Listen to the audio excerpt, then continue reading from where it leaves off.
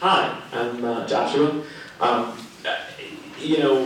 was working full-time. I worked full-time for corporations and nonprofits, and I always wanted to be an entrepreneur. And one of the things that was keeping me from doing that was, inability to get affordable health care. Because of the Affordable Care Act, I was able to leave my job at a nonprofit, start a business. We created Luma Production Arts Festival, which brought 30,000 people to downtown Binghamton. Working on an act program. I don't to pat myself on the back so much as to say, for a group of people that's supposed to be pro-business and pro-entrepreneurial ventures, it makes zero sense to me that you would remove the ability, the safety net, to be able to take entrepreneurial risks for people like me to go out on a limb and try something new and say, how many more people out there like me that are not going to start an entrepreneurial venture that would spur the economy? So this is an economic development issue as much as it is, and there's people that are, have much more serious concerns than that, quite frankly, in this room. But to me, it's just a no-brainer.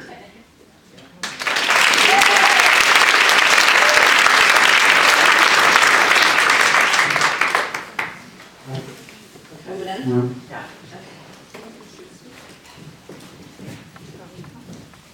Yes, and now I'd like to introduce Sue Ruff from the Southern Tier Independent Center.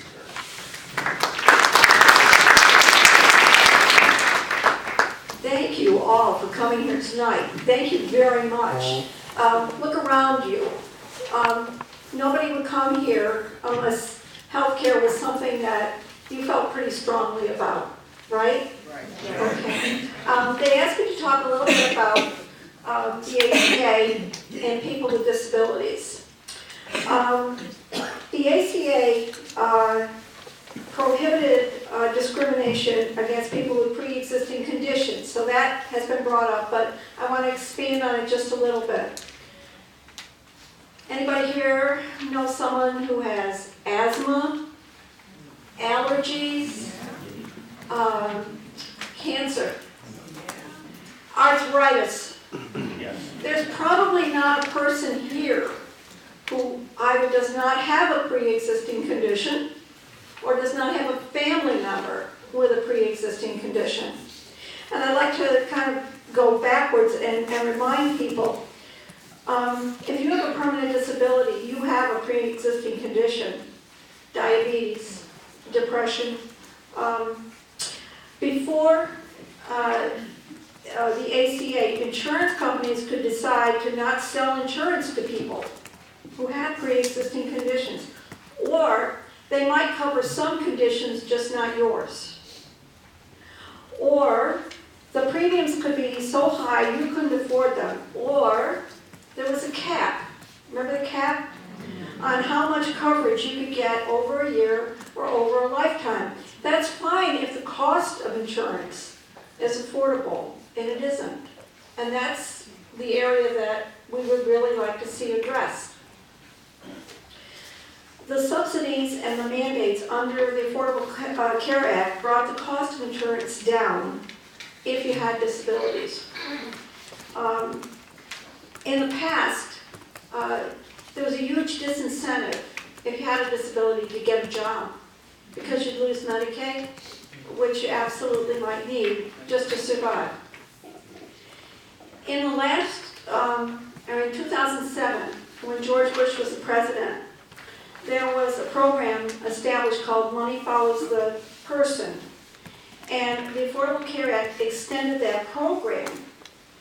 That was a program that helped people leave expensive government-funded nursing facilities and institutions, and it helped people live in their own homes with much less costly home care support. Now, the independent living centers across New York State have been working through the Money Follows the Person program for a long time. And in the last 15 years, the independent living centers have saved New York State $2.194 billion. Billion with a B, not million, but $1 billion by helping people stay in their own homes or helping people get out of the nursing facility and back in their own homes. That's a lot of money, right? Even for New York State. The Affordable Care Act also established something called Community First Choice Option. That was a Medicaid option that would have brought in additional federal dollars to New York State that would also support people in community-based services. And I'd like to remind people that the only health insurance of any kind, public or private, that permanently covers long-term care, and I see there's several people out here with gray hair, is Medicaid. So I hope a lot of you have saved for your days of over 65. We really would like people to be able to live in their own homes. We would like people to be able to work productively. And otherwise, you are dependent on family members, or you lose your home. The ACA also authorized accessibility standards for diagnostic medical equipment, as did the ADA. But things have been slow in different healthcare sites where you go for testing. When a condition can be discovered sooner, it can be treated sooner. But if you use a wheelchair and they don't have a mammogram machine that is accessible, then your breast cancer might not be diagnosed. The Affordable Care Act dealt with accessibility standards. Well, we know that there's some things about the Affordable Care Act. We've heard from businesses that are looking at some really huge increases. We know there's some things that need to be fixed. But when you start talking to people about some of the benefits of the Affordable Care Act, you'll find that most people say, I don't want to lose those benefits that we have. So I'm glad to see everybody here today, and I think writing Congresswoman Tenney well, she wasn't Assemblywoman, but Congresswoman Tenney is a really important thing to do. And I would strongly encourage you to continue to advocate not only for yourself, but for your neighbors. Thank you.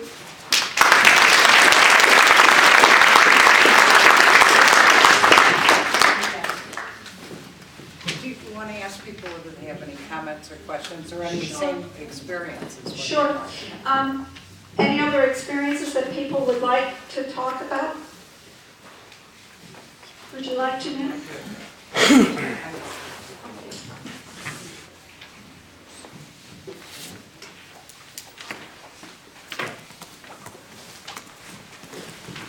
Hi, I have a son who's 30 now, but he was diagnosed with type 1 juvenile diabetes when he was 9 years old. And so his entire life has been dealing with medications and the after effects of having had diabetes all these years. Currently right now, if we had to pay out of pocket for his medications, it would cost us over $3,000 a month between all the insulin and he's 30 years old, he has high blood pressure, high cholesterol, diabetic neuropathy, everything that goes along with the disease. For a number of years, I had my own business, and being self-employed, I did not have health insurance, but I was able to get my children on Medicaid. And so he's been covered with that. And now, because he wants to make something out of his life and have a full-time job, he's working for a small independent entrepreneurial business, doing web design, but without the ACA, because his company obviously is a small business, doesn't offer health insurance like a big business does. If something happens to the ACA, I'm already talking to him about leaving his current occupation to go somewhere, a big business where he'll have health insurance, because we don't know what's going to happen. And he can't not be covered because he would die without his insulin on a daily basis. He has to check his blood 6 times a day. He has to have 4 shots of 2 different kinds of medications 4 times a day. If anybody's ever had a child who's had type 1 diabetes, you know what it's like. It's every day, every minute of the day. It's what do you eat, what do you don't eat.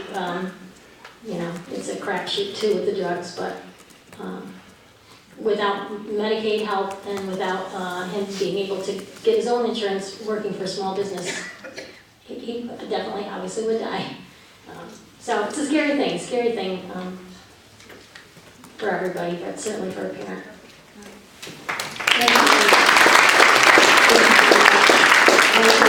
There's another lady up here who wanted to say something, and I want to pass the mic to you, please.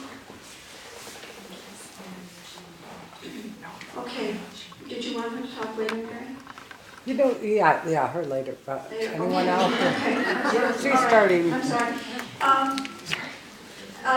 Anybody else want to say something? Because this is a town meeting, and you're all part of the town. So we really want to hear your thoughts. Thanks. My name is Marion Irwin, and I'm 61, 1962. And he worked, for 20 years in the corporate world, but 10 years for one company, and was laid off. And then he was 2 years later got a job, another 10 years, and then he was laid off. And then he was unemployed for 5 years during the economic downturn.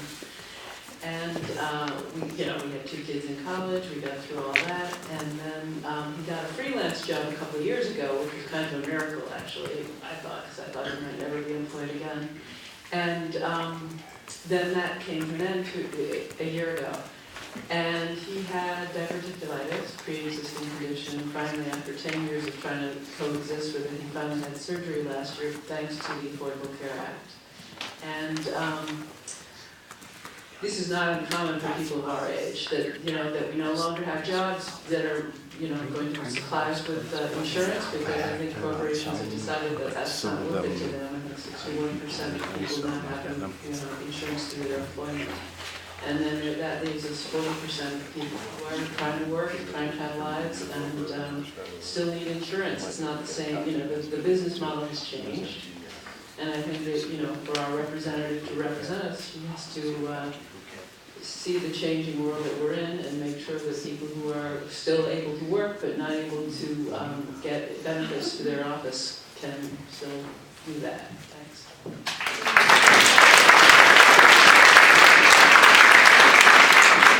I had a brother-in-law with a pre-existing condition, polio, had it when he was a child. And he had a wonderful career, made a lot of money, but the polio comes back.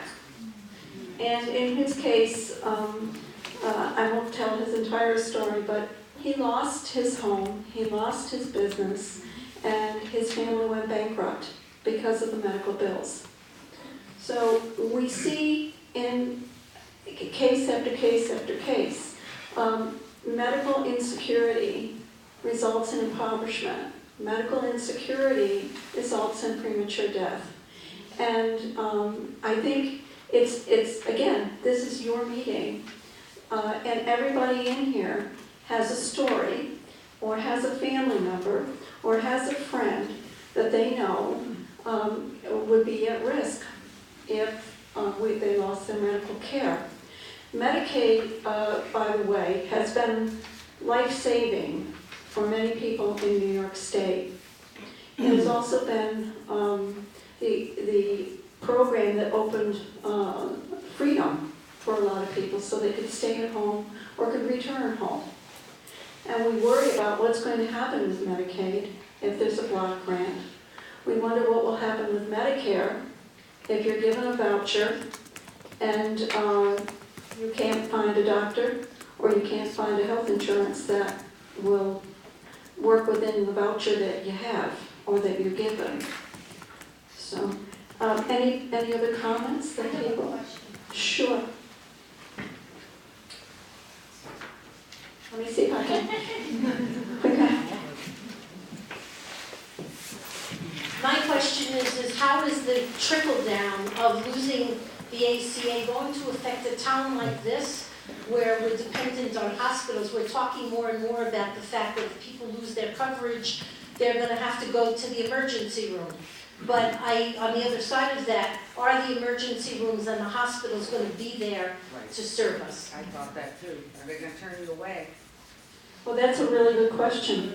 That may be one of the questions on your pieces of paper that you would like to write for Congresswoman Tenney. What happens to the hospitals? Well, they're turning away people now. understanding is they're turning away people now because they have the option to get ACA. So once. Hospitals in New York State, they're gonna lose billions of dollars with Medicaid. Our hospitals get what we call disproportionate share money because we have so many large number of uninsured folks. It's gonna be a disaster for particularly urban center hospitals and our rural hospitals. The hits that we're gonna be taking with Medicaid, the combination of people without ACA, it's gonna be devastating in the hospitals. And the hospitals are already meeting quietly with our congresspeople to share their strong fears. And if our hospitals are affected so severely, it's gonna affect all of our quality of care. And so this ACA repeal affects all of us. And I think if you read on the back of your blue sheet, you'll find some reason why this affects you or a member of your family. And the hospitals is certainly one of them. There's a comment, Mary? Yeah. There's something, oh, you had some different. So you said that this tape was going to be sent to her office. She'll see it, Congressman, Representative Tenney will see it. Okay, because I want to tell her, she's going to see this tape, that I'm pissed. Because I have called and called and called, got no answers. I emailed 4, 5, 6 times, I get no answers. She needs to come here, she needs to talk to us because it's ridiculous. And she's coming up for election very soon and she's not going to get reelected if she doesn't start to listen. She